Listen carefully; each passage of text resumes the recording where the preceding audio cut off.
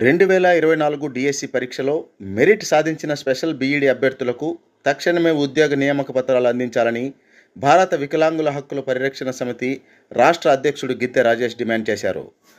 Doctor BR Ambedkar సచివాలయంలో media ముఖంగా ఆయన మాట్లాడుతూ, సుప్రీంకోర్టు ఆదేశాలు వికలాంగుల హక్కుల చట్టం 2016 ప్రకారం స్పెషల్ బీఈడీ అభ్యర్థులకు 100% రిక్రూట్మెంట్ కల్పించాలి.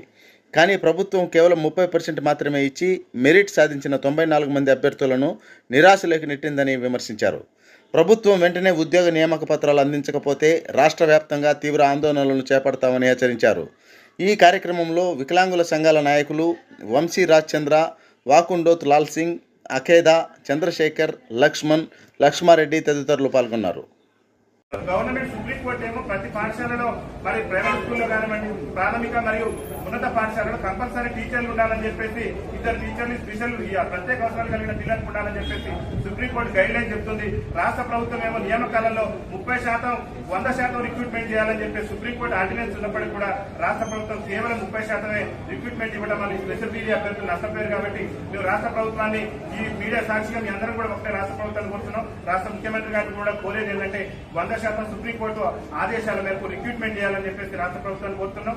దీనికి సంబంధించి కూడా అనేక సందర్భాలలో కూడా ఇక్కడ ఇప్పుడు విద్యాశాఖ ఎడ్యుకేషన్ డైరెక్టర్ ఉన్నటువంటి మన Nicholas sir, Naveen Nicholas sir కూడా ప్రకటన కూడా విడుదల చేసింది. ఒక ప్రభుత్వ పాఠశాలలోనే కాదు, ప్రైవేట్ పాఠశాలలో కూడా ఈ ప్రత్యేక అవసరాలు కలిగినటువంటి పిల్లలకు బోధించేటటువంటి ఉపాధ్యాయులు ఉండాలని చెప్పేసి తెలంగాణ మరి విద్యాశాఖ సంబంధించినటువంటి డైరెక్టర్ నవీన్ నికోలస్ గారు స్టేట్మెంట్ ఇచ్చారు. ఇవాళ రాష్ట్ర ప్రభుత్వం నవీన్ నికోలస్ గారు ఇచ్చిన స్టేట్మెంట్ అయినా, అదేవిధంగా సుప్రీంకోర్టు ఇచ్చినటువంటి ఆదేశాలనైనా వికలాంగుల హక్కుల చట్టం 2016 నుంచి అయినా సరే ఈ నియామకాలు జరపాలి. అయితే రాష్ట్ర ప్రభుత్వం ఏం చేస్తుందంటే ప్రమోషన్లకు 500 తీసింది, కానీ ఎగ్జామ్ రాసి క్వాలిఫై అయ్యి మెరిట్ ఉన్నటువంటి అభ్యర్థులకు ఉద్యోగాలు ఇవ్వకుండా ఇవాళ మీరు ప్రమోషన్ల పేరుతోని చదివే జీవితంగా వికలాంగుల పిల్లలకు బోధించాలనేటువంటి ఒక సంకల్పంతో వచ్చినటువంటి విద్యార్థుల జీవితాలతో కొంత ఇబ్బంది కలిగేటటువంటి అవకాశం. వాళ్ళు ఎగ్జామ్ రాశారు, మెరుగు వచ్చింది, స్కోర్ ఉన్నది, అన్ని ఉన్నప్పుడు కూడా ప్రభుత్వం నియామకాలు చేపట్టకపోవడం అనేటటువంటి బాధాకరం. ముఖ్యంగా పక్కన ఉన్నటువంటి ఆంధ్రప్రదేశ్ రాష్ట్రం మన ముఖ్యమంత్రి గారే చెప్తున్నారు, మేము అభివృద్ధిలో ఆంధ్రప్రదేశ్ రాష్ట్రంలో పోటీ పడదామంటున్నారు.